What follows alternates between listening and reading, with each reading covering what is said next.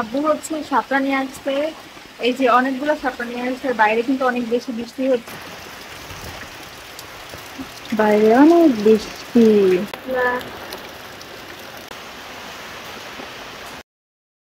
ভোরবেলা থেকে বৃষ্টি নামতেছিল, বৃষ্টি থামার কোনো নামগন্ধ নেই।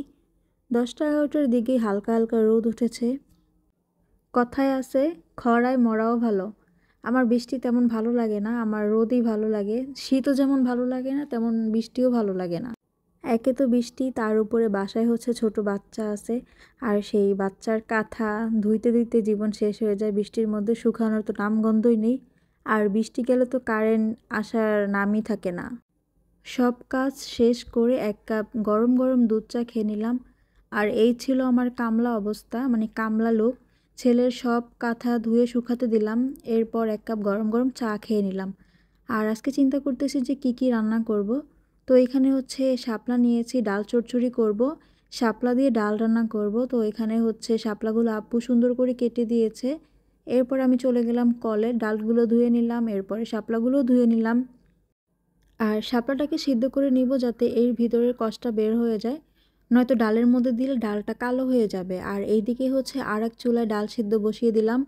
এরপরে হচ্ছে এটার মধ্যে অল্প একটু হলুদ পাউডার, এরপরে পরিমাণ মতো হচ্ছে লবণ দিয়ে এটাকে মোটামুটি সিদ্ধ করে নেব।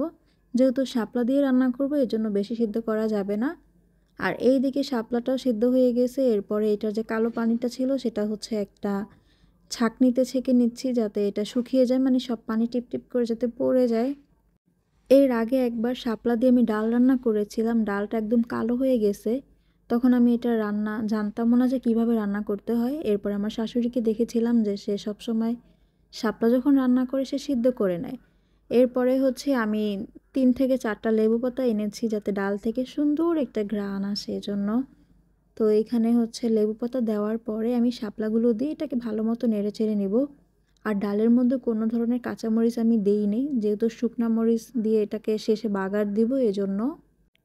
ডালটাকে বাগার দেওয়ার জন্য এখানে আমি রসুন কুচি, পেঁয়াজ কুচি আর 6 থেকে 7টা শুকনা মরিচ নিয়ে নিলাম এবং এটাকে আমি বাদামি করে ভেজে নিব।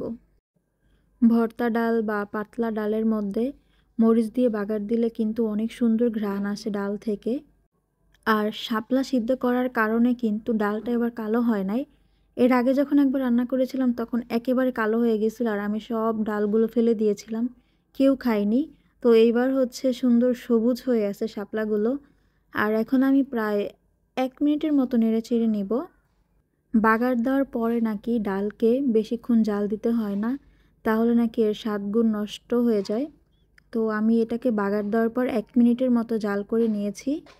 লেবু পাতা দেওয়ার কারণে ডাল থেকে সুন্দর একটা ঘ্রাণ আসতেছিল। তো এই ছিল আজকের আমার রেসিপি, ডাল দিয়ে শাপলা। সবাই ভালো থাকবেন, আল্লাহ হাফেজ।